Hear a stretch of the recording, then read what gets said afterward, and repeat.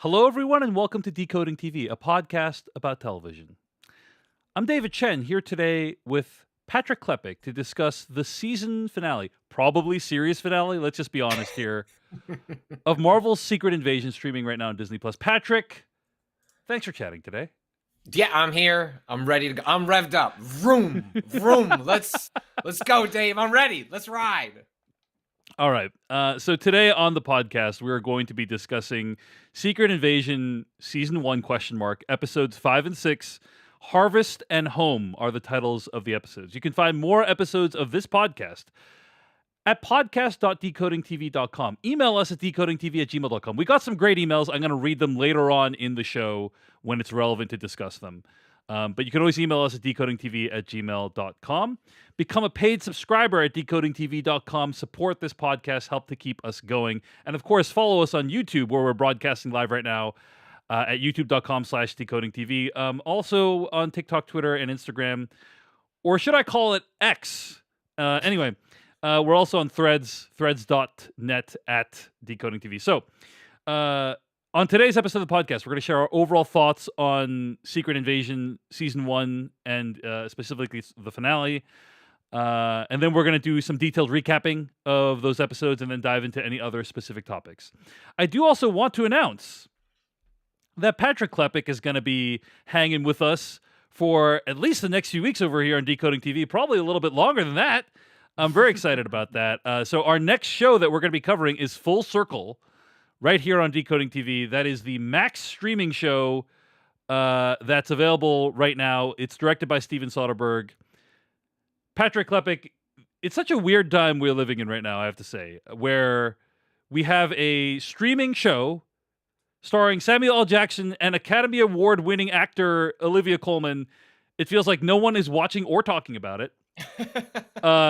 Academy Award-winning director Steven Soderbergh has made a 6-part miniseries with an amazing cast, written by Ed Solomon. Amazing cast. Feels like I haven't heard anyone say anything about it other than like a few scattered reviews. It's weird. It's weird. Things just kind of come and go. But you know what? We're trying to resist that here on Decoding TV. We're trying to give everything the attention it deserves. But Patrick, don't you think it's kind of a weird time in the streaming environment? I think it's a weird time in media in general. I think so many things are fighting for our attention, combined with a summer that really feels like, well, if last summer wasn't the summer where you're breaking out of your COVID bubbles and going places and doing things, certainly it's this summer. And so I just think in general, we were trending towards an environment where there's just an enormous amount of pieces of media and just life demanding our attention. And it's also then never been harder to reach people. Like how market thing these days. Like it used to be pretty simple, right? You put commercials out, you put billboards out, you put ads in magazines. It was there was a formula to follow. And now children have their TikToks and their in these little iPhones with the silicon chips and such. Yeah, but they don't have ads, right? Like this is one of those things that, you know, I'm sure you've heard from folks in your life that have children, and I know you've got a nephew, right? Yes. And they don't experience advertisements. Mm-hmm. That is not something that is regularly part of their lives. Most parents are paying for like YouTube Premium or on the Netflix Kids tier. Most of the kids tiers of the different streaming services do not have ads, regardless of what you're paying in Netflix's ad tier has no ads on in the kids section. And so you end up in an environment where as adults, our attentions are split between a billion things. And then for younger generations, the way they experience and consume a lot of media does not often have advertising in it. And so just how do you reach people and make them feel like something is an event? And I think that speaks to the lack of eventiness of the MCU or comic book movies or just blockbusters in general. Like, how do you capture and convey, you need to be here? And if you stumble into a meme like Barbie and Oppenheimer did, and then 2 quality films, you can create something spectacular that becomes an event. But I think it used to be easier to convey to people, this is important. Yeah. You should be watching this. And I think it's never been easier for people to say, I don't think so. I don't think I'll be watching this. Well, so I think you can hear from Patrick's anxiety how are his children going to be advertised to? That's what Patrick really cares about. By the way, check out his Substack about parenting and video games at patrickklepek.substack.com. It's true. So, It's true. but anyway, yeah. So be sure to hang around at decodingtv.com. We're doing weekly recaps of Justified, and I'll be covering some more TV shows with Patrick Klepek this summer. So keep it subscribed. It's going to be a lot of fun. Now, before we get to today's episodes of Secret Invasion, let's talk about a few things that were revealed in the time since our last recording about this topic. First of all, the budget of Secret Invasion leaked. It was in excess of $200 million. And 6 episodes of the show. And it does, like, large parts of it look very, very good, I would say. Sure. The cinematography is great. You know, like, there's a lot of, like, different locations, a lot of elaborate sets. And obviously you have some really talented actors. But I can't help but feeling that they could have spent the $200 million in better ways. On that note, by the way, you mentioned Barbie. You know, the marketing budget for that movie leaked recently too. The marketing budget for that movie leaked, and it was around $150 million. So that's how you create an event out of a movie, Patrick. Is you spend $150 million It letting felt people like know it. about it. If that, it was Yeah. one of those rare instances where a piece of media felt everywhere. And that's just sometimes that's an organic thing. Sometimes that is like built out of a combination of organic and planned marketing. And at least Barbie felt like it was inescapable, but also delightful, which I don't know how to feel like, ooh, I love being marketed to. This is so much fun. Right. Like it did strike a pretty interesting tone with that film in particular, where it didn't feel like it was being shoved down our throats, but it was like, I don't know, maybe I do want to eat this. Like, it's so delightful. Well, beautifully said. I love the imagery, Patrick. That's just You're really, welcome. really appreciate that imagery. But that 200 million, one of the things that I'd be curious, and I don't know if we'll get any insight into this, is and maybe in the reporting that you've seen about it, there is something that speaks to it. But I'm assuming Secret Invasion was also like one of these COVID productions in which the sheer cost of producing it was up by an exponential amount because of the extraordinary measures that had to be taken on set. Like my understanding is like Mission Impossible had a bigger budget as a result of that. A lot of these that were start and stop and COVID measures end up 200 million is still a lot, like even with that accounted for. But I do wonder how much there is a kind of a monetary inflation as a result of the kind of period that it was probably produced in. Very possibly. That said, Patrick, I know you probably don't remember, but there are some pretty elaborate action set pieces in this show. So I think that also, the combination of those things probably led to that happening. But I think a lot of people who learn that number, it's a staggering number given the kind of dramatic results that we got from Secret Invasion. I agree. Speaking of dramatic numbers, I have another one for you in a moment. But before we get to that, there was another trailer for The Marvels that was released. I'm curious if you watched it. I don't watch trailers, but I've heard this one is a great one. Did you have a chance to check this one out? I did. My policy with trailers is I watch the first one and I did well with Marvel. You can like there's a pattern.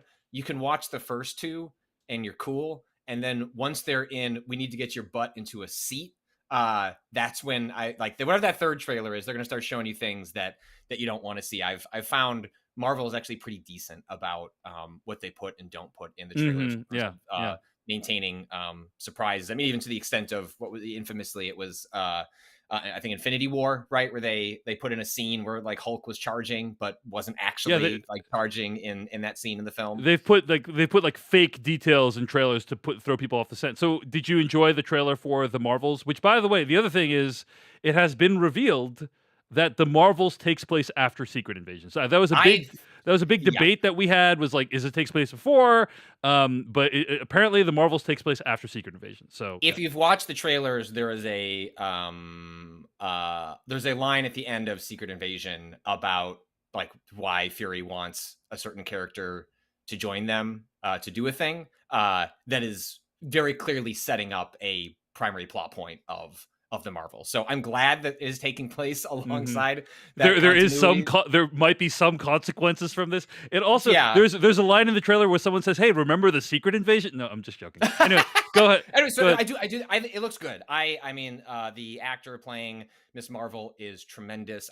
All I really want out of this movie is like her to become a star, and for whatever bumps the MCU is going through at the moment, I don't want this to be an instance where people uh don't have a chance to like see her have this like enormous platform and shine on it, because for all the problems with the Miss Marvel show, which is like a really strong show for the first half and then a really messy show in the second half, like she is a constant delight and is just like to read like set reports where she's explaining to the other actors how the MCU timeline works because she's that much of a nerd. Like the fact that she embodies that character from the page on the screen. I like that I really hope it leans into being a comedy. It looks very funny. And I'm hoping that it's not just trailer or like where they're like pulling out the comedic moments to hit certain beats. I hope that is conveying the actual tone of the movie, because I think the Guardians is like the MCU has a lot of humor, and Guardians is certainly probably the most comedic of the franchises within the MCU. But I think it's rare that you get a straight up comedy. Like She-Hulk is the closest they've gone to like trying to do something like that is straight up comedic from start to finish. And I would hope that I'm hoping that's the direction they go in. But either way, it looks like is this going to be like Guardians 3 level good? I don't know, but it looks at the very least very solid. And if you like these characters like I do, I'm going into this with more optimism than I was going into Secret Invasion after watching even the trailers for that. So I'm hopeful. I'm hopeful. You're going into the Marvels with more optimism than you are leaving Secret Invasion. Let's put Well, it that that's way. not hard. That's definitely not. But I don't know that I went Yeah. into Secret Invasion Yeah. with Yeah. like the highest of hopes either. Sure. So with Sure. Secret Invasion, I was hoping to be pleasantly surprised. With the Marvels, it's more I have a sense of what the floor is, Right. and I'm hoping that the ceiling is especially high. Iman Vellani, by the way, I think is the actress you're referring to. I think you are correct. She Yes. plays Kamala Khan in Miss Marvel, right? Yeah. So, Yeah. shout out to her. Okay, last bit of notable Marvel related news before we actually talk about this episode of Secret Invasion. And that is that the season finale, probably series finale of Secret Invasion, uh, this is a new thing. I didn't actually know that there was a separate Rotten Tomatoes score for every episode of every Marvel TV show. And the season finale of Secret Invasion got a 13% on Rotten Tomatoes, which is the lowest score for any Marvel project ever in the history of time. No Marvel project has ever received that low of a score. I just thought it's worth noting. And before we dive into it, I texted you this news, Patrick, yesterday, and I think your response was, "Wow, that's really shocking." No, it wasn't. I feel like that is I wonder how much that is representative of the reaction to the finale or reaction to the arc of the series, right? Like I think unfortunately for the series, it's I wish we'd gotten a better finale than we did, but I don't know that people their expectations were awfully low. It's not like the end of episode 5, which we'll get to, like really sets up like oh, here we go. Like there's a line, there's a here we go line that otherwise like, is a big stinger moment that you can imagine the person writing the script be like, boom, cut to black. People are ready for next week. And that fell flat. And I think there's very little Secret Invasion could have done, maybe higher than 13%, but I think it was sort of had set itself up for failure regardless of where the finale went. But Yeah, unfortunately, I don't think it reached above even that floor. let's take a look. Just so people have the context. Oops. This image is way too big in the screen.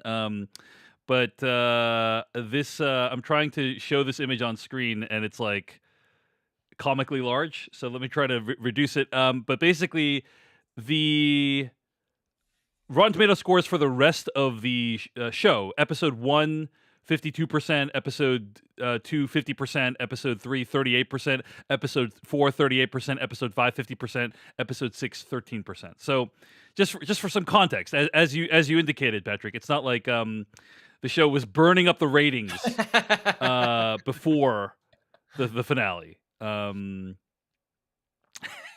That would have been actually sad, right? If it was like, this show is amazing, everyone loves this Oh thing, yeah. Oh and no, then, guys, you just got to get through. There's a common trope, and then they fumble Yeah. the ending, and it's like, oh, that's so sad and tragic. Is like, or we the, almost or the opposite, which is a common trope in yeah. talking about like long video games, especially RPGs, is like, look, gotta give it 40 hours, and then 40 hours in, whew, that new RPG just gets rolling. And so like in many ways, like, what if there was, which is Marvel's own show, Marvel. What if season 2? Like, what if you made a better Secret Invasion series finale? But then you had to tell everyone, but I'm sorry, you have to make it through 5 episodes. But the season finale is killer, and they redeem Fury, and it's super interesting. That's not the case. That's not the case. It's the inverse. It's the inverse. It's like the rest of the show was kind of bearable, and then the finale really took it down to a whole different depth, unfortunately. The inverse is much less interesting than the multiverse. I got to be honest with you. Indeed. Okay. Patrick Klepek, co-host of Remap Radio, writer of Crossplay newsletter. Let's talk about these final 2 episodes. Episode 5, Harvest. Episode 6, Home. What did you think overall of the episodes?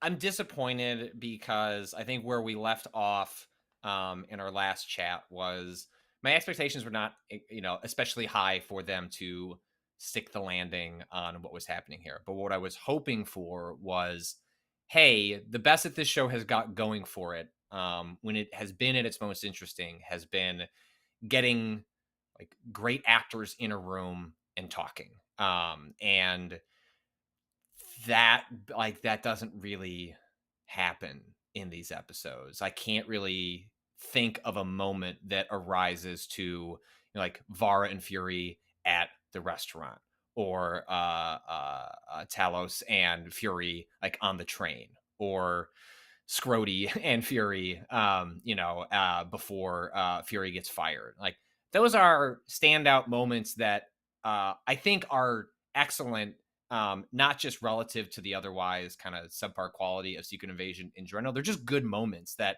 I enjoyed, and they just stand out even more because of the relative subpar quality of the rest of the show and the storytelling. And so, when you go into a Marvel third act, which is the equivalent of these final two episodes, or in any of their films, I think, like, broadly speaking, the third act is if the spectacle doesn't deliver, then there's not much else for you there, because the third act is always just the big characters with the powers whacking each other.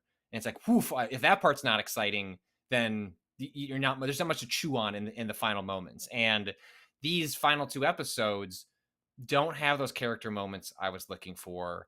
There are instances in which they try, but I just don't think it delivers. And they go for a real moment at the end of episode 6. Like, there is and this is what the road we were on all along to get this moment. Like, music swell. Where are those tears in your eye, viewer? And it just, none of it landed for me. I think this is a real disappointment it doesn't seem like it's Fury's finale for the MCU, especially if this takes place, ahead of the Marvels, which I'm assuming the Marvels won't kill Fury off. Also, the way that Samuel Jackson talks about the character, it seems like he's communicating to Marvel that I love doing this character. Please don't, like, I'll just keep doing this until I can't do it. He seems to truly adore playing this character. And so I think that's where I end up at the end of it, is that, like, you have this masterclass actor doing something. How often has he been in a television show? Basically never. This is somebody we see on the screen in film, and you had an opportunity to, yes, within the constraints of a comic story, but there, even within those constraints thematically, in terms of content, in terms of the kinds of F-bombs maybe we expect from Samuel Jackson in some of his work, this is a disappointing showpiece for this actor who deserved more, this character for their journey in the MCU deserved more. And I think that's ultimately my biggest disappointment is I don't really care. Like, did they do the Skrulls storyline justice relative to like what was in the comics? Like, what I was here for was like I wanted to spend 6-ish hours with Samuel L. Jackson and a character that they care about, and I think the show failed to deliver on that basic promise to its character, its actor, and to the audience. Beautifully said, Patrick. I did want to share this comment that Bob Iger made recently. I don't know if you saw this, but he's been going on a press tour, and I don't know that it's going well. You know, like but he's talked about how he's acknowledged how the quality of Marvel streaming content. He's basically come out and said it's not that great. Like Yeah. he said, quote, Marvel is a great example of our focus on streaming content. We ended up taxing our people way beyond their time and their focus. They had not been in the television business at any significant level. Not only did they increase their movie output, but they ended up making a number of television series, and frankly, it diluted focus and attention, end quote. And I think what we are witnessing when it comes to these Marvel TV shows is people who don't seem like they understand how to make a TV show. Like, Yeah. they don't understand the rhythms of what a good TV show is, of what episodic television is, and how the feelings you're supposed to leave people with at the end of each episode or each season. How episodic TV fits into the bigger picture of the MCU. Like, it never feels like it's particularly consequential. And so it's been rough. I think that Secret Invasion is pretty much a complete disaster. There is. I feel comfortable saying, we're hopeful in the first episodes, but hey, this could go a bunch of different places. And it's not like there's nothing good in the series. You get to watch Olivia Colman have some fun. Get to watch Samuel L. Jackson have some fun. There's some interesting ideas hinted at in the show. But ultimately, none of it really comes together. None of it really adds up to anything substantial. I will be shocked if, when you watch the Marvels, you think to yourself, oh man, we really needed to see Secret Invasion to understand this. I will be stunned if anything like that happens. If anything, at this point, I'm hoping they just pretend it didn't happen. Because just cut their losses. Just cut their losses. Well, we'll get into this, and I know we have a great letter from somebody addressing this, but essentially, like where this show leaves Fury as a character in terms of his relationship with as a protector of Earth, as like a bastion of humanity, and essentially like the core of this character that has been communicated throughout this franchise and tried to be distilled as his arc for returning post snap, hiding in space, coming back to Earth, and like trying to revisit these elements of a past life.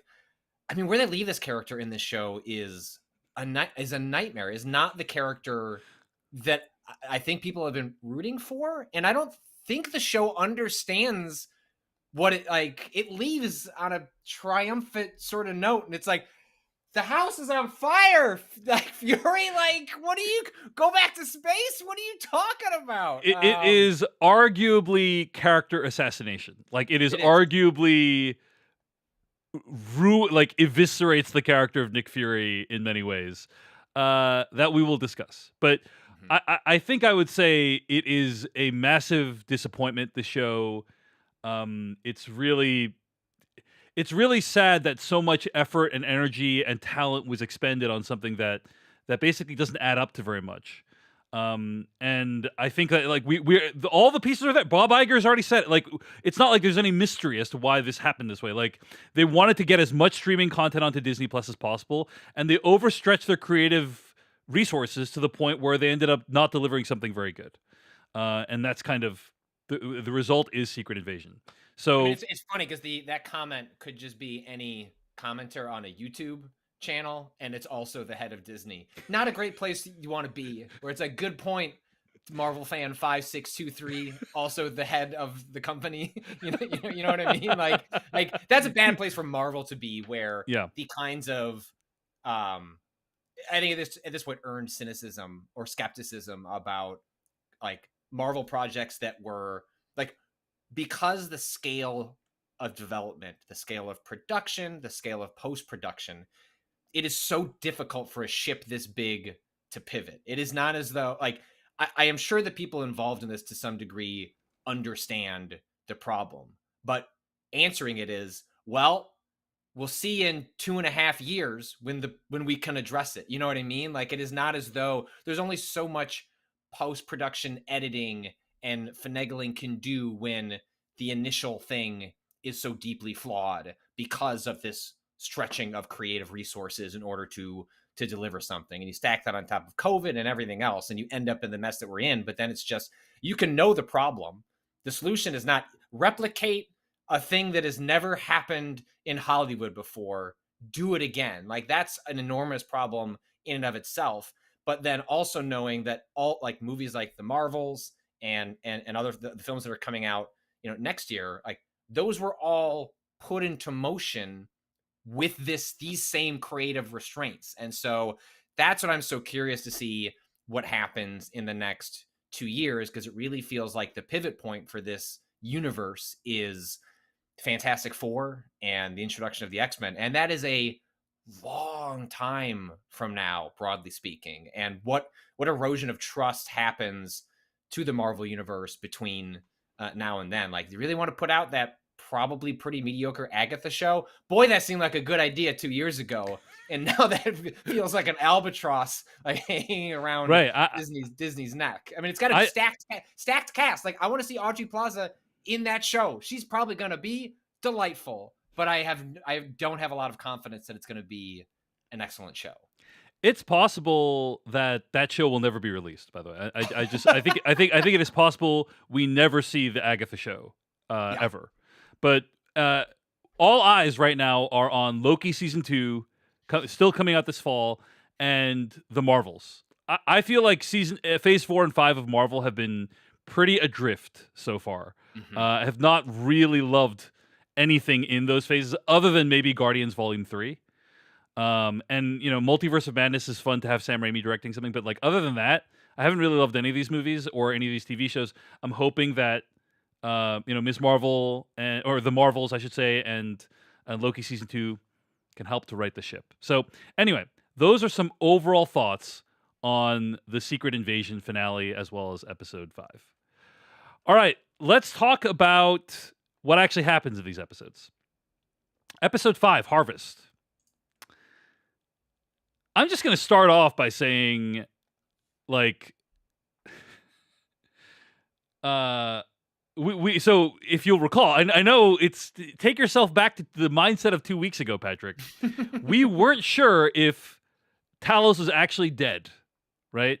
Yeah. Because really hoping he wasn't. Really hoping he wasn't. We're hoping he wasn't.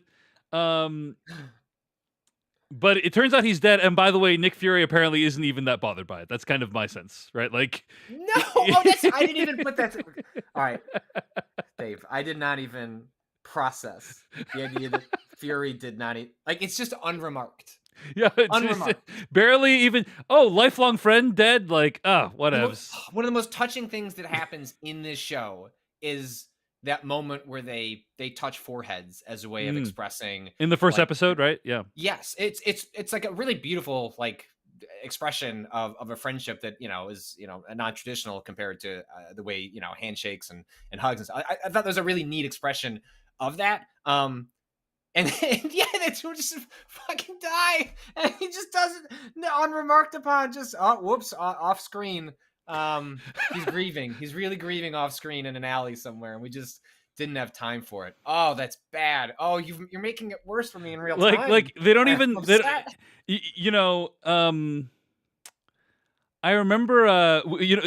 We talked about 24 in the last episode of Decoding TV together, and one moment that really sticks out to me in 24 is at the end of season 3 of 24. Like, at the end of season 1 and 2 of 24, there was like a big moment, like, so and so is dead, so and so has been assassinated, like, and so, like, at the end of season 3 of 24, I was like, ooh, I wonder, like, is there going to be another atomic bomb, like, whatever.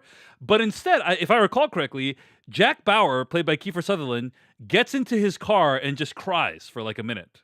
Like, that's what all-time TV moment. Yeah, All-time TV moment. amazing TV. He just like lets the weight of all the events hit him, and I don't think we really got that for Nick Fury and Talos, or anything along those lines. And it's not hard to do. It's just show Samuel L. Jackson crying in a room by himself. Yeah, he seems like he could do it at the drop of a hat. Just like, oh, did someone say I need to cry? Like, I got this. Like, his face is so expressive, Yes. and I will say one thing we did predict was, hey, it seems like Gravik's one trick is he like in every episode he like kills a major character. And that did happen in episode 5, right? Like there was that one guy protesting him and he did kill that guy. And I was like, "Oh, Gravik's killing another main character on the show." So he's got his MO, he's got his thing. Okay, anyway. Every villain needs everyone got their thing, Okay. So Fury gets the president to the hospital and whispers, "Hey, don't trust Scrody," which is our name for and Caroline Sita from Episodic Medium's name for Skrull version of Rhodes. Gravik pitches Scrody on having the president attack Russia. Soon afterwards, Scrody is pinned to a wall by an angry Fury anxious to out him. Scrody says footage of him killing Maria Hill is about to be broadcast, prompting him to leave. Sonia Fallsworth unmasks a Skrull with information about Gravik's Super Skrull plans, while Gravik deals with more resistance in his movement, and he kills a Skrull who's critical of him. A fight breaks out. Gravik kills some more people. Fury meets with Gaia in the spot where Fury first pitched the Skrulls on helping him, and where Gaia reveals Gravik is after something called the Harvest. Let's pause here for a moment. There's a question of like, why didn't Gravik kill Fury in episode 5, right? Like, and it's like, oh, it's because Fury has something he needs, the Harvest. Okay. Which, by the way, we learn is like a bunch of DNA scraped from the ground, apparently by Skrulls, combined into a single vial. Which, let me just say, I'm not a doctor, but don't throw in a bunch of people's DNA together in a vial. Like it's not going to. It arguably will render it useless. So anyway, so there's this thing called the Harvest, and I'm just put this out there, Patrick. I feel like if you knew that was what Gravik's plan was for the whole time, none of the show would make sense. Because basically the whole time you're watching the show, it's like, oh, here is what my reaction is after watching the whole show to Gravik's plans. Oh, it's a good thing blank didn't happen.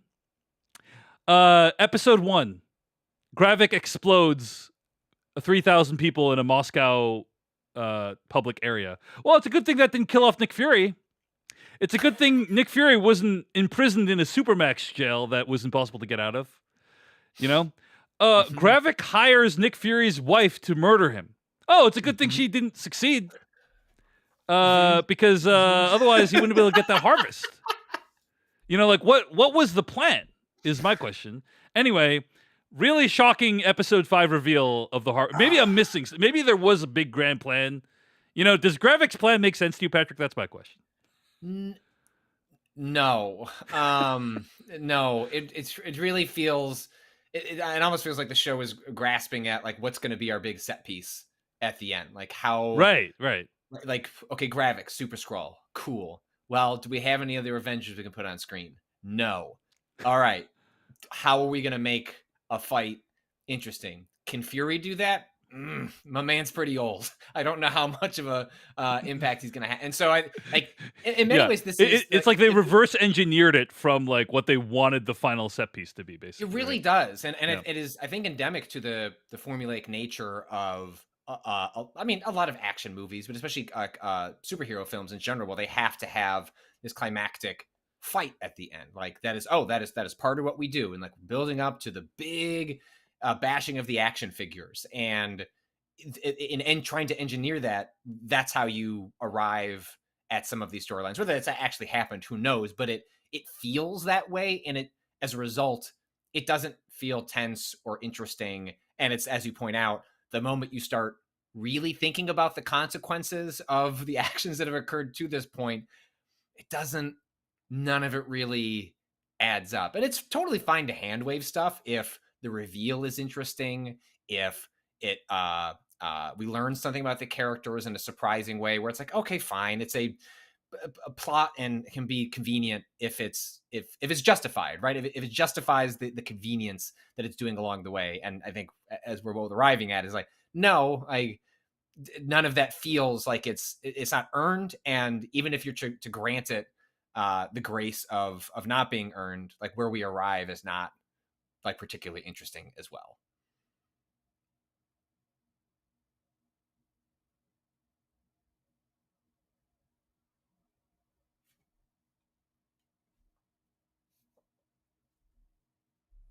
Oh, sorry. I was on mute, Patrick. My bad. Okay, I was like, is It that my happens. side? It's been happening with alarming frequency recently, unfortunately. So that's a bummer. Um, I'm getting old, guys. I'm getting old. It's okay. We forgive you. Yeah. Both we forgive Fury and we forgive you, Dave. Sonia tracks down some scroll scientists, kills one of them, and intimidates the other into providing information. I actually like the scene, Patrick. I thought it's fun to see Olivia Colman having some fun, shooting dudes in the head. You know, like Oh, she's great. She I delight in actors that can be one of the greatest actors of our time, and also just happy to chew scenery yeah, and engage in, which I'm sure she thought was going to be some fun genre work, and unfortunately is just a pretty work. poor, yeah, Unfortunately, just work. just work, because she doesn't need that, right? Like but I mean, she's such a highlight of the show, because every time on screen you're like, well, I'm gonna have a smile on my face regardless of the actual actions occurring, because she just immediately lights up a room in a way that I get excited every time her name is attached to pretty much anything. I wrote in the show notes, because I'm reading from the recap, like, what information did you get out of the scroll scientist? Do you remember that by any chance? Like, what that was about? Wasn't it like a location of the? Okay. So I feel like they were looking at a map, like a All right. plan. All right. That's fine. Simultaneously, Gaia meets up with Vara, seeking to help to formally bury her father, Talos, and Gravik demands Fury hand over the harvest. As Gaia and Vara perform a scroll memorial ritual, the two connect over their complicated relationships with the people they love. This is a cool idea. Like, this idea that, and I am an immigrant person myself, and like, this idea of like, oh, there's all these like rituals and customs that you don't know because you grew up in a Mhm. different place, and like that's a very profound thought. And just as I fear we're threatening to get into like really a lot of gravitas. Um, the moment is broken up by Gravik soldiers, and I have to say, this scene really bummed me out, and let me explain why. So they're kind of like bonding over this, like, oh, burying Talos, and like, oh, what does it mean that I don't know the ritualistic chant and all that stuff? Um, and then there's this big action scene, and the action scene is really well done. Like, I actually think it's a great action scene, because basically Vara like pulls out this vest, and she has like a combat vest that she like pulls out for herself, and like hands one to Gaia, and they both like have these guns, and they start shooting, and it's really well done. And the reason it bummed me out was because I was thinking to myself, this is really all this show has to offer. Is Mhm. like, this is the best of this show. Is just this like brutal violence and this like brutality, basically. All that said, pretty solid action scene. Pretty solid. Most of the action scenes have been like pretty strong throughout this show, in my opinion. So Well, yeah, and it's it breaks up, if I recall correctly, a moment between Gaia and Vara where I think Gaia kind of needles Vara on what, like, how they got along, or like the nature of Fury. Is Fury in love with the costume that yeah. Vara is wearing? And like, again, like, this is like so many things that I feel like this is the talking point we've returned to over and over in analyzing and talking in the show, is like, I feel like I'm staying like I'm like like I'm sitting and pointing at the TV, and I was like, "That's a cool idea! Like, keep going, show." And then instead, soldiers bust in. Like Kevin Feige's like, "No way, Bucko! Like, can't have that in the show for too long." And Yeah, because it almost is like the perfect symbolic it demonstration of is like what's wrong with the show in many ways. Yeah. right, Um, because it's like these two characters who, like on paper, like have so much to their experiences are so vastly different, and that could have been explored. And like the funeral scene is touching but not particularly long. Their conversation is interesting but not particularly long, and it just that's and then just having I mean literally people swinging and kick through a window. It's like, no, get the guns out. And it's fine, like you're right, it's a totally fine, enjoyable action scene that in the moment is enjoyable, but then it's when you do any of that reflection on, well, what was lost in those 6 minutes that we spent getting that cool action scene. It was like, oh, it's introspection between Vara and Gaia, especially given that Gaia is broadly in this show like exposition and plot movement as opposed to a character. And it's a rare instance where she gets a chance to express herself, and it's just like, no, we can't have any more of that. can't have And any it's of too that. bad. Yeah. No. So Fury meets up with Sonia, informs Sonia about Scrody and the Harvest, which is a mission where Fury tasked Gravik and others with collecting DNA from the various Avengers after fighting Thanos. The two arrive at a cemetery with a gravestone featuring Fury's name, where he reveals the real reason he hasn't asked the Avengers for help. Earth needs to defend itself. We can't rely on the Avengers, this whole thing that I've been building up for decades. Earth needs to defend itself. And also, we already spent $200 million on this show. We can't spend another $5 for, to get Thor on screen. Yeah. Fury grabs the Harvest, a pistol, his familiar eye patch, and his signature beanie before heading off to fight Gravik. Kind of a silly like suit up scene. Like it's like putting on the eye patch is such a big deal. Whatever. It's fine. What's funny about this whole scene is Sonia's like, "So you're just gonna give him the Harvest, huh? Pretty stupid plan." And Nick Fury's like, "Yup, yep, yep, that's the plan. It's pretty dumb." Or is it, Patrick? Or is it? Any other thoughts on episode 5 before we get to the finale itself? No, I mean, but I do think the last thought I have on that episode is it's really that moment where he's putting on the eye patch, like, I think is really meant to be that kind of like, oh yeah, moment for this character. This isn't a character that has a hammer to pick up or a suit to put on, right? And so there's kind of a limited set of options to where you feel like you're slipping into something iconic for this character. Mm-hmm. And it's true, like, this has been a series. I don't know how long or how often he does or doesn't have the eye patch on, but like the show is communicating to you, hey, this is a big deal. He is slipping in to an old, like, functionally an older version of himself for one last job. Like, he's gonna put all this on, and he's gonna go do what Nick Fury does best, which is operate outside the system and take care of it himself. And even that one liner he's got at the end, it's just like, if that moment, which it feels like the show has been built, is like in theory building to like 4 or 5 episodes, falls flat. The one line, are you talking about? He's like on the phone and he's like, "Let's go," or "It's time." Yeah. He says something like, "Let's go." Right. Yeah, and the music I think it's like, it's time to end this. And the music swells, and you've got this shot of him walking off with his suit just like kind of swaying in the wind, and you're supposed to be like, yeah. And like the fact that there's no yeah in, like, I feel like the yeah is like the most common emotion in watching these franchises, is like they want you to go yeah. And like I got to that moment, was like, oh, and that's a bad place to be as a series that is really meant to be about getting you excited about the next moment. Because I don't know that I was excited for what was on the other side. Have you seen Christopher Nolan's Oppenheimer yet?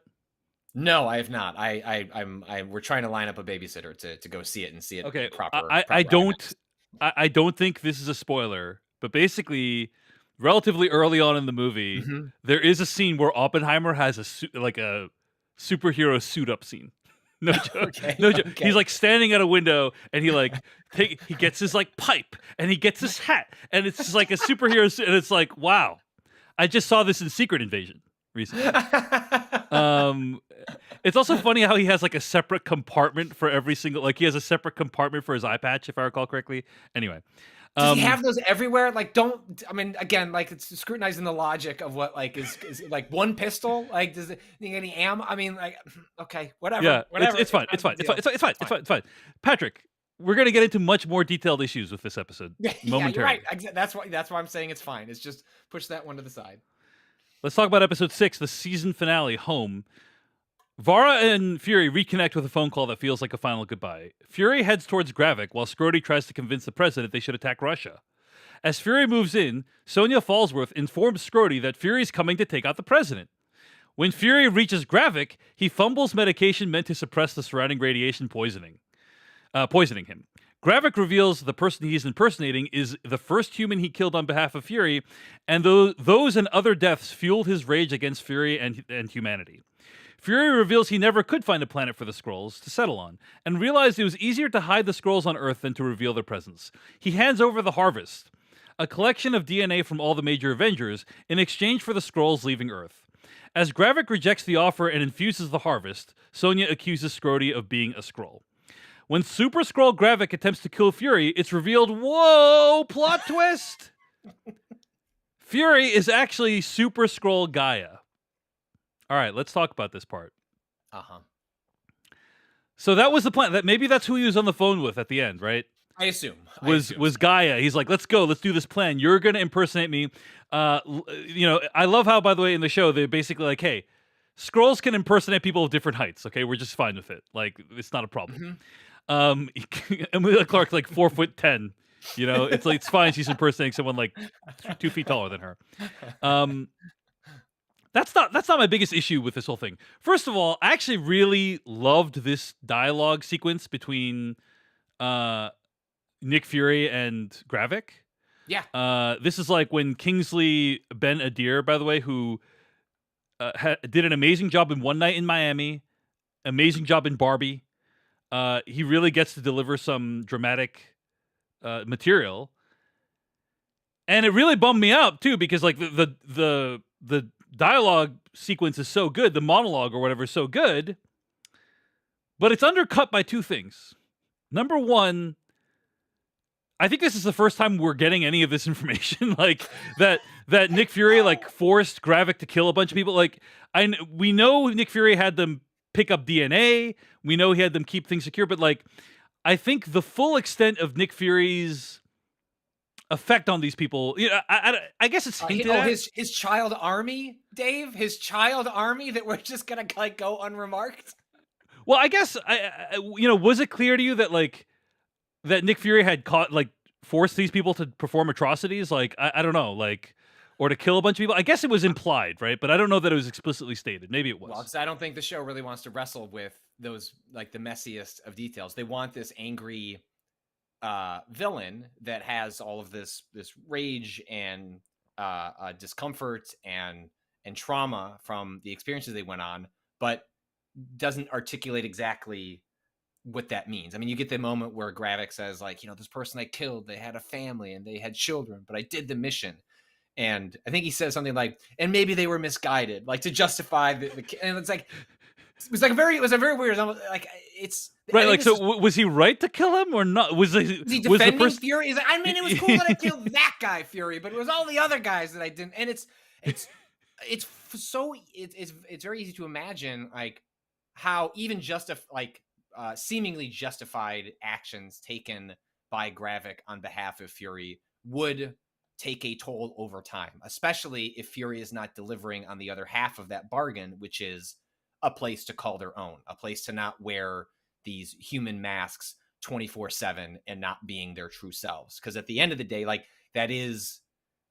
that's the central tension of this show. That is that, and the fact that it's unresolved as a result of the actions of Fury. But like part of my issue with this entire conversation is like I can't like on that conversation, did Fury also have like a therapy talk with Gaia to be like, yeah, and here's the ways I really screwed up. Like and I need you to convey this in a dramatic exchange with Gravik so he can be distracted. You know what I mean? Like, they give a moment that actually should be between Fury and Gravik, and because they've painted themselves into they're kind of pinned up against the wall where they need to also execute this plot twist with Gaia. It feels powerful in the moment, and then is robbed of all of its emotional resonance because Fury didn't say it. And then the actions of Fury by the end of the show certainly don't seem to imply a person who has a whole ton of regret over the actions that they, whether they feel justified or not, that they undertook with Gravik and the rest of the Skrulls. And so it's just a very like Fury himself never gets a moment to like acknowledge whether or not the he audience hears it from a mask of Fury, but we Yeah. don't actually know if that's how Fury right. That's how feels. Fury actually feels. Right. Maybe he conveyed that all to Gaia. He's like, hey, I Fury feel really bad about this, so you gotta convey this to Grav. Make sure you say it to him like you're gonna say it to me like you're gonna say it to him. Okay? Yeah, say it to me. and and they do try to set some of this up thematically where it could have landed right. Like, so in the train scene, where he talks about growing up, and the show does try to play with the ideas of the Black experience and how difficult it is to assimilate into like a largely like white culture, and then is playing with those ideas, not to necessarily the best degree, with like an extension with the Skrulls. And like the idea that this show would land with Fury where he determines as a result of his own experience as a Black person is like, if I can't do it, how are you shape-shifting alien? Like, it's just not going to happen. But it sounds like he never had that conversation. And even if he had that moment, like, didn't communicate it to the Skrulls. And so it leaves it all in a really shabby, weird place where it's like, I can see the thematic resonance that you're trying to make with this character's lived experience and how that would be felt potentially empathetically by the Skrulls. But we never even get these characters in a room to talk about that and to work it out.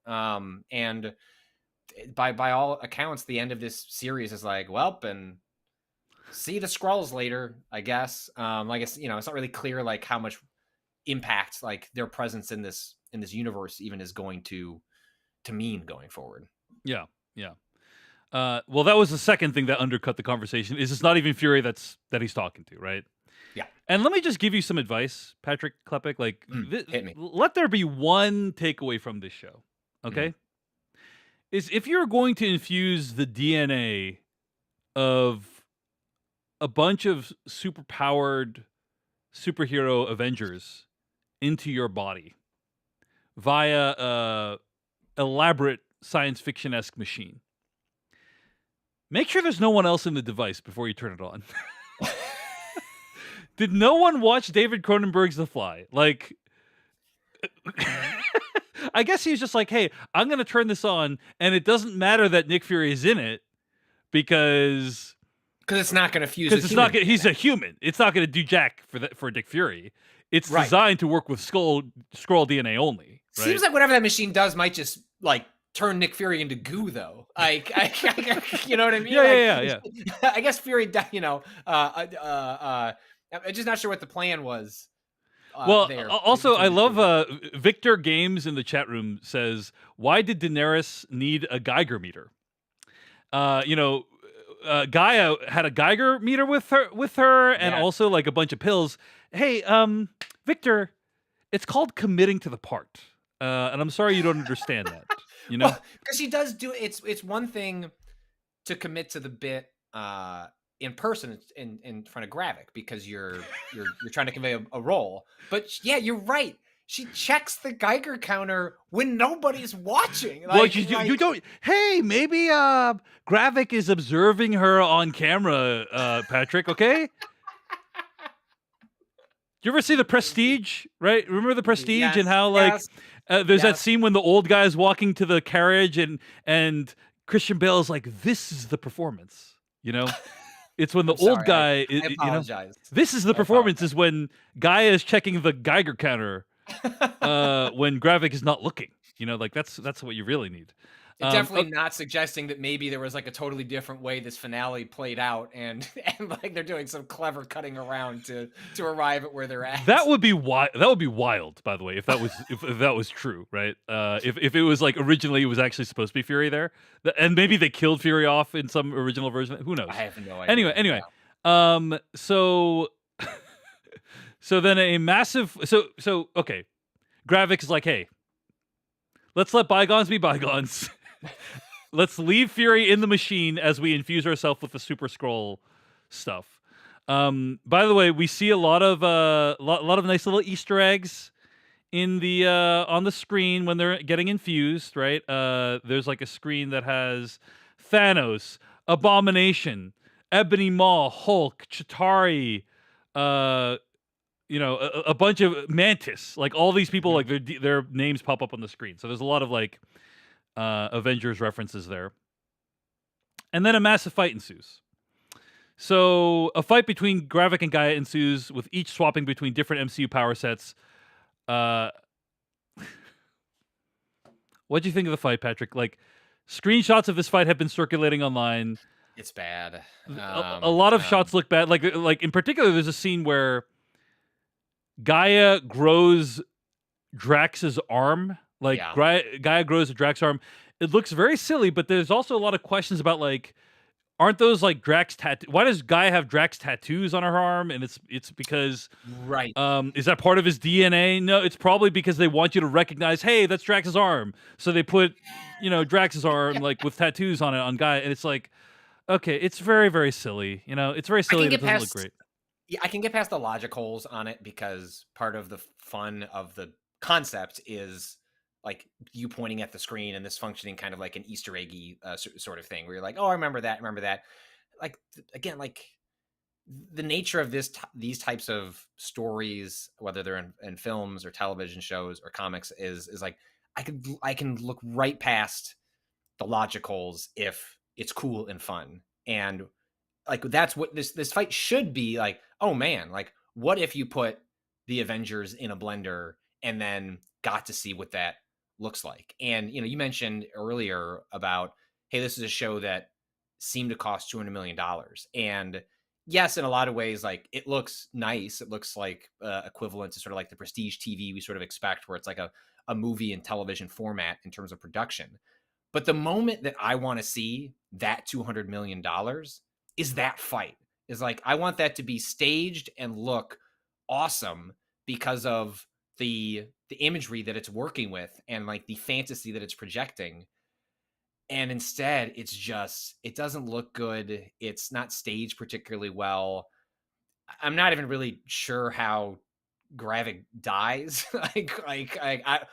They just both decided Captain Marvel was really powerful and decided to use Captain Marvel's, and like one blast from Captain Marvel to Gravik's chest. They can heal other things, but I guess if you take out the heart or the hole's big enough, you can't heal that. Like that stuff just wasn't really Right, right. communicated to me in terms of like what actually prompted like the W for for Gaia at the end of that fight. It made me feel really bad for Amelia Clark, honestly, who I think is quite a talented actor, Yeah. but now has been involved in two ignominious endings of series that have like heavy CGI action scenes that don't look that great. Well, actually, no, the CG in Game of Thrones look fine, but Yeah. but yeah, like I've seen Amelia Clark in this. I've seen them in the Terminator movie. I think it was Genesis, and Yeah. and even in Game of Thrones, and they deserve better projects than what they're getting here. I agree. Um, did you watch She-Hulk, Patrick? I did. I quite liked She-Hulk. Like Spoilers all for told. She-Hulk, Attorney at Law.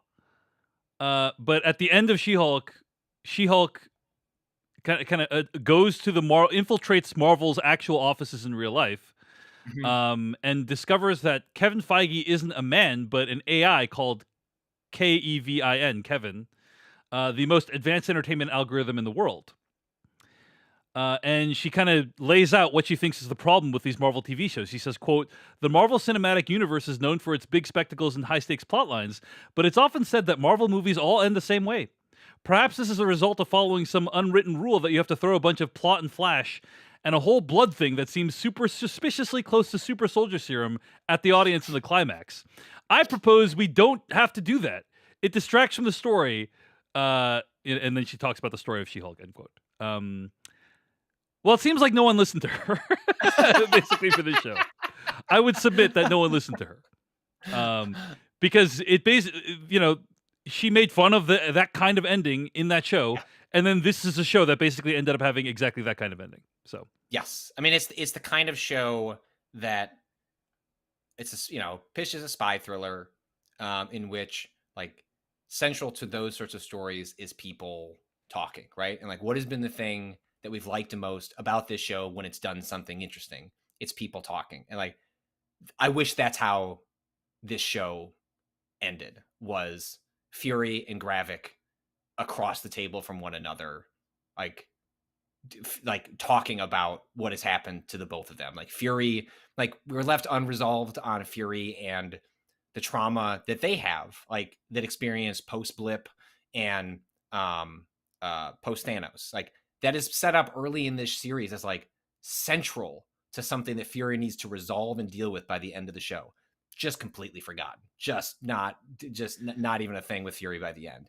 And Gravik, like clearly went through a trauma at the hands of Fury. Like these characters have a lot of shared trauma as a result of their circumstances. Yeah. And you're exactly right to bring up that moment in She-Hulk, because it feels like it is primed to be like have diffused that moment specifically where, like, I don't know, Fury breaks the harvest and like just tosses it at the ground, and then they're forced to resolve whatever's going on, even if it's a gunfight, but like in a different way or something. And something that felt high stakes emotionally, but was low stakes in terms of what was being displayed in terms of action on screen. And this is the kind of show that 100% should have done that, given the broad lack of powered characters, and that it chose to go in that exact direction and then not even do that part well is really distressing, and I think says a lot about their broader storytelling problems of the MCU, especially when they like how are we putting it before? Like it's like this kind of genre appropriation where it's like, oh, we're telling one of these kinds of stories. right. So, no, you're not. No, you're not. Just because you play the spy music, it doesn't mean that it's you understand what makes that genre tick, and that's no more encapsulated than this final moment. I really think you captured it well, Patrick, when you were talking about how I think the show kind of wimped out on a lot of stuff. Like, it wimped out on having anything interesting or political to say about, the refugee crisis or various refugee crises going on in the real world. It wimped out on potentially portraying Nick Fury as a villain, right? Or potentially portraying Nick Fury as having done things that were unforgivable. We only get at this point, I don't even know what Nick Fury did. I still don't know what Nick Fury did with these scrolls that he brought back to Earth and had them keep us safe doing whatever. Like, it's so vague, right? What he did, and so like they invading Iraq and like working as like special. Like what like, is it? What is it? Yeah, it's not clear. And I think the show doesn't want to touch that material because it's too controversial, it's too polarizing. They're like, let's just play it safe, but they ended up making a show for no one that accomplishes nothing as a result, and I think that's really unfortunate. A few comments in the chat I just want to highlight. Choi to the World says, our family laughed out loud when Amelia Clark's arm abominated. That was funny. The abomination. That was a weird part about it. I wonder if this is a effects budget issue or wanting to make sure that, like, hey, we cast Amelia Clark, we want to make sure that her face is still on the screen. Like they were just like transforming their arms, like, and you get a Drax arm, and you get a Groot arm, and you get a ice one, whatever that one was. I think that's fine. I think that's fine. They want, you want to see that it's still Amelia Clark fighting, but yeah. Also, Corby in the chat says Amelia Clark didn't have much to do with Star Wars either. She's in Solo as well. And unfortunately, it was I think it kind of wasted in that movie as well. Unfortunately, okay. So there's still other stuff that happens this episode, Patrick. A fight between Gravik and Gaia ensues. Well, we already talked about that. The real Fury catches up with Sonia and explains who Scrody really is. Scrody is shot by Fury and revealed to be a Skrull. This whole president in the hospital storyline was quite silly. I thought the idea of the president being like, "Give me a gun."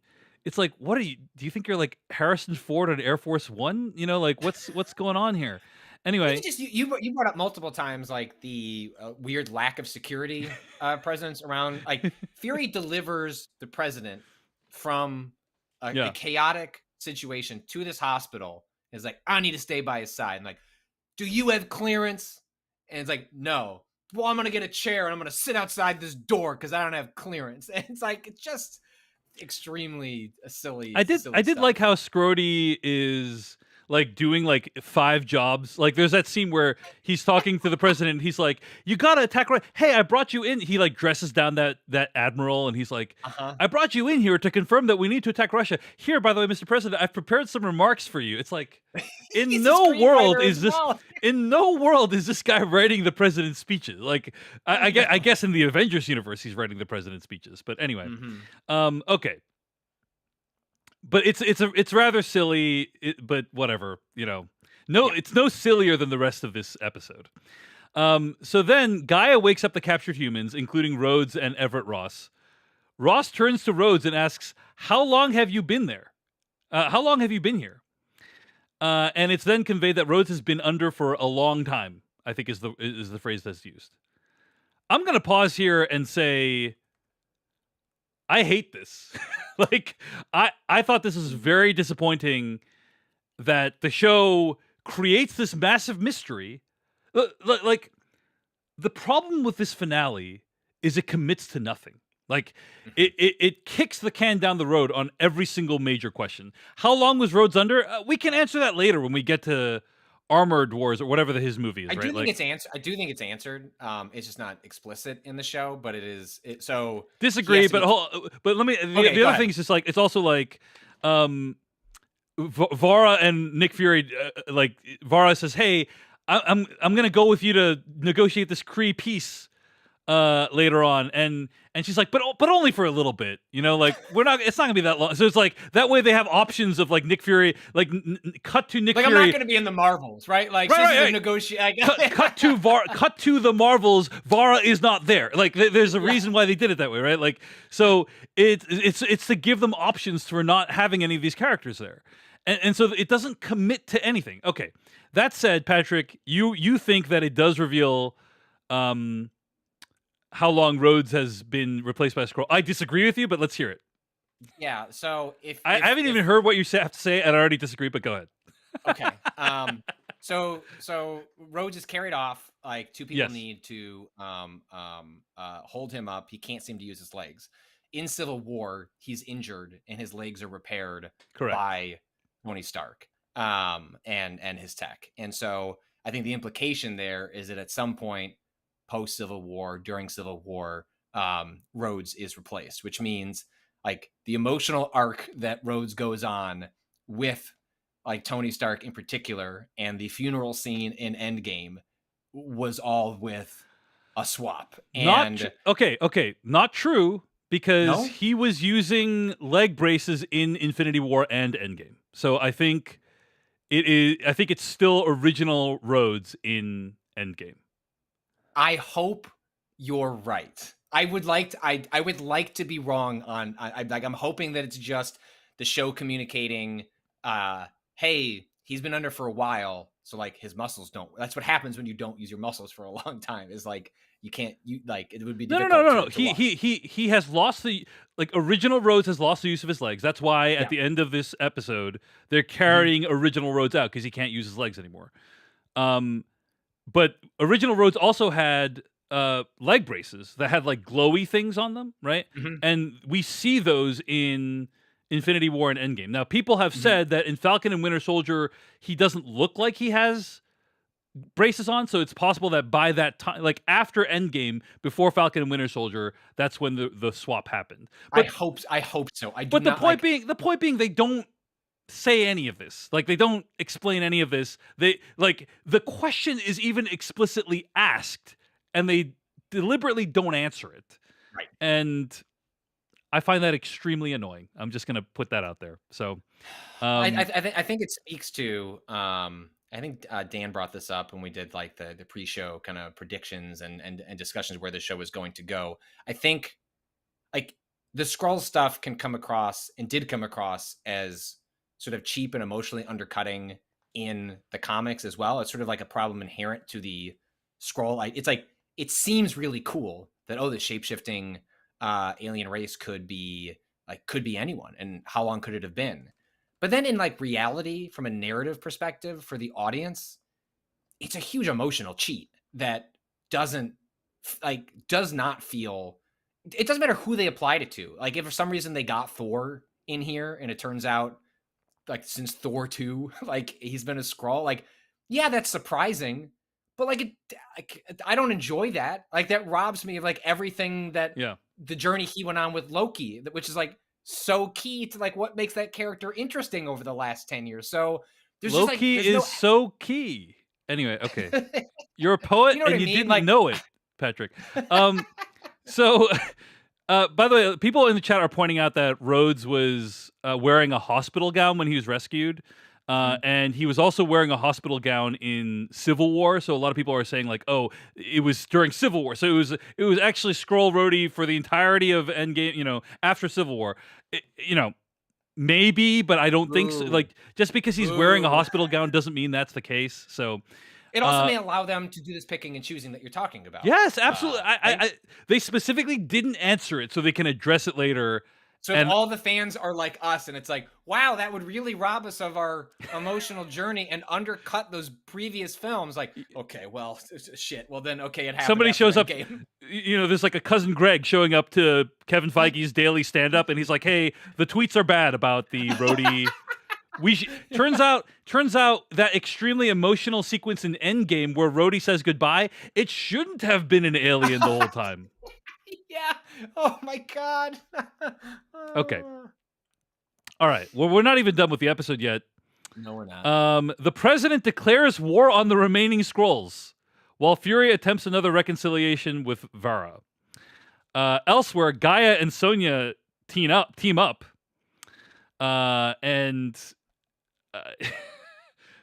it's worth pointing out that Gaia is literally one of the most powerful creatures in the universe at this point. By the way, she has Yes. Captain Marvel powers, Thanos arms, Drax power, Mantis thing. She's like, Yes. so I guess she really liked Olivia Colman. Like, she really liked the cut of Olivia Colman's jib, and that's why they're teaming up. Wasn't much of a pitch. It was just sort of, hey, Hey, hey. us? It was actually very similar to my pitch for Patrick Klepek to come cover this show on Decoding TV. Hey, huh? Huh?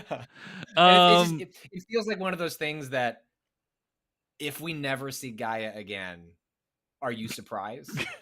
Absolutely not. Absolutely not. No. But yeah, so Fury yells at the president for turning humans against the Skrulls, because they're now hunting Skrulls for sport. And there's a series again, great action scenes where like Yeah, these people really just thrilling. freaking mow down these Skrulls.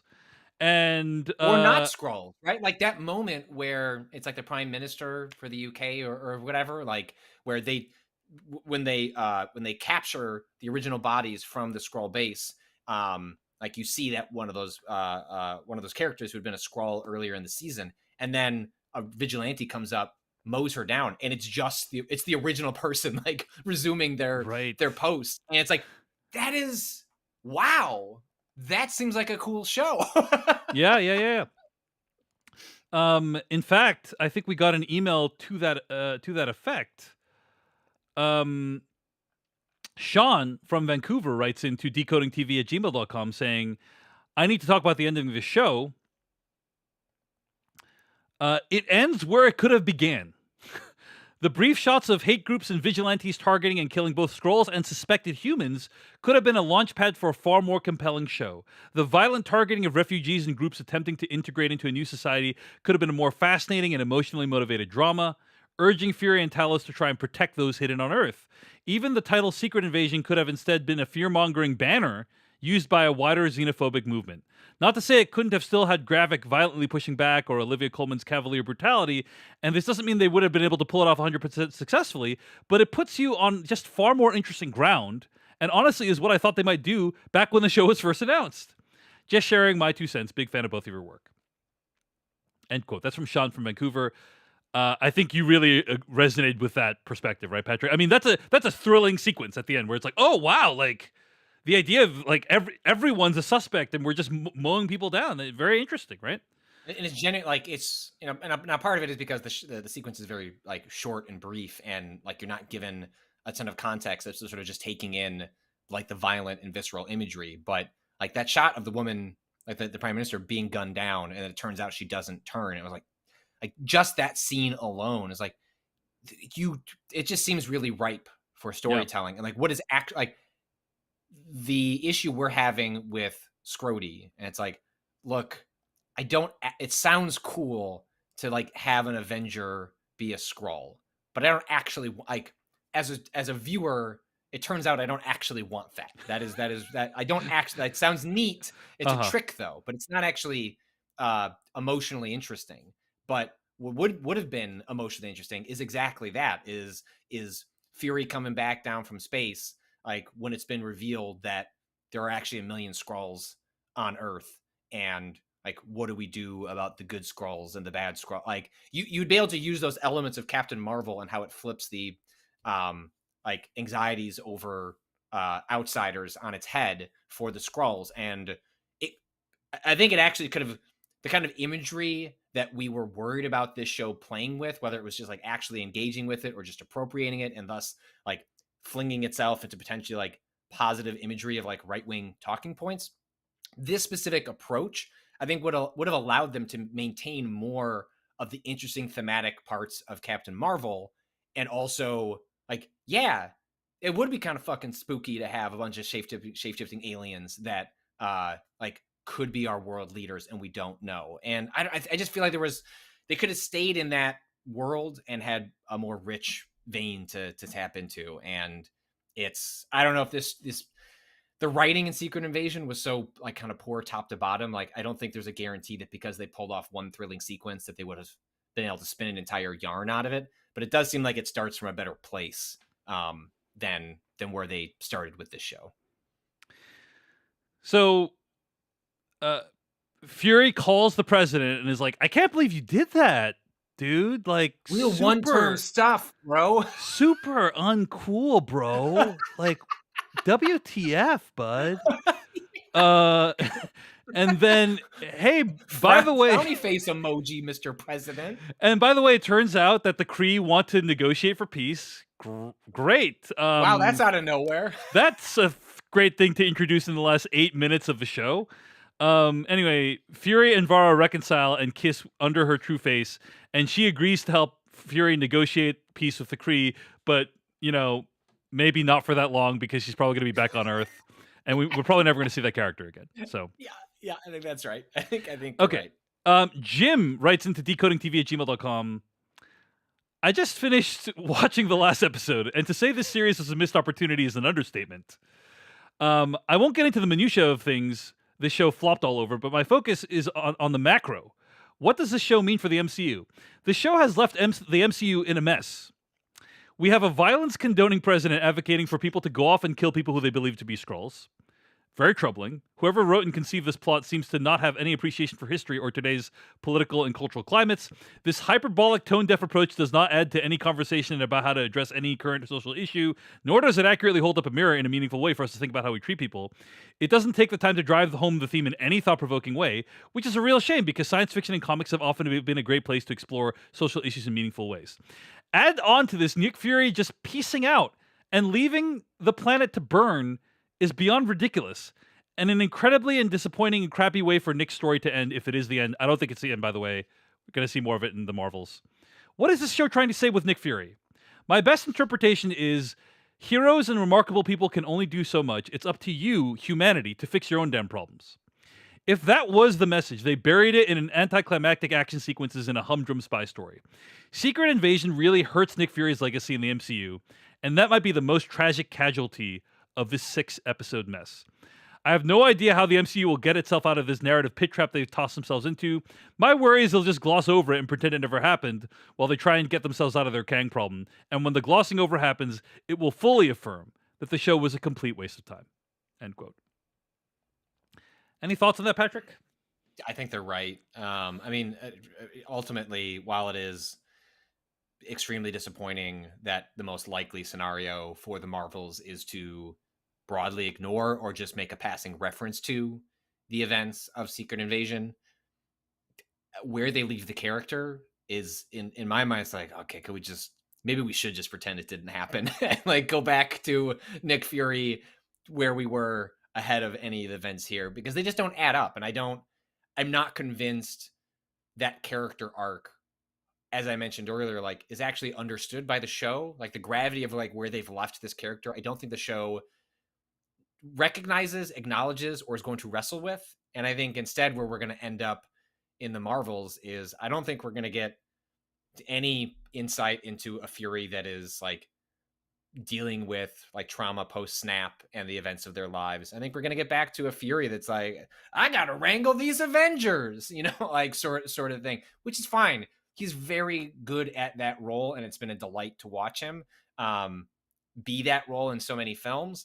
But I'm with the person writing in that I think the show is ultimately going to be forgotten and just paved over with the progress of the films, which it is clear that is where the priority is being laid in terms of the storytelling consequences. And I just can't imagine the Marvels doing anything more than like like if Vara's in it, it's for like a brief prologue scene that sets up the conflict with the Kree that will probably be a central point of the Marvels. But it's not like we're going to get a big dinner scene with them or anything like that. Yeah, I think that's all right. One of the big disappointing elements of the show is that it makes, well, before I get to that, let me just say, I think a lot of the show can actually be described using Simpsons references. So I sent you like Poochie died on the way back to his home planet. Like that's basically how it handles the character of Nick Fury. Like, oh, he just went back to his home planet. Like, he was on Earth and he went back to his home planet. But one of the best Simpsons episodes of all time, the monorail episode. I think it's the monorail episode, right? Where Leonard Nimoy is like, well, my job here is done. And Barney says, but you didn't do anything. And he says, didn't I? He says, didn't I? And then he like beams away. It's like that's like Nick Fury in this episode. He's like, well, my job here is done. And he's like, you didn't do anything. And actually, you arguably made things much worse. The Skrulls, the people that I have aligned myself with and have an emotional bond with over our outsider status in society, they're all being killed. Well, hopefully Sonia figures that one out. We need to take like one more moment to acknowledge how terrible the ending of Secret Invasion is, right? Where Nick Fury just F's off back into space. The Earth is burning. Like, Skrulls are being actively hunted and murdered. Like, Judge Dredd style. Like, people are being executed without any due process whatsoever. And he's like, okay, well, time for me to leave. Like, this is not... Got a space elevator to catch. What is happening? What is going on? Why? What? Yeah, there's no the fact that there is. Would what we know of Nick Fury? Would Nick Fury, the character we know, really feel like this is a good time to leave Earth? Like, this is why, like, I can't speak to it. It feels like the thing we're gonna like read in a book in like 10 years, where it's like chronicling this era of Marvel and the problems it ran into. But it feels like there are two different shows. Like, we saw endings to two different versions of Secret Invasion. Yeah, One in which like Fury fails, and what he ends up doing is failing the Skrulls, failing humanity, and he didn't pull off the mission. Yeah, Gravik's dead, but Right. Gravik's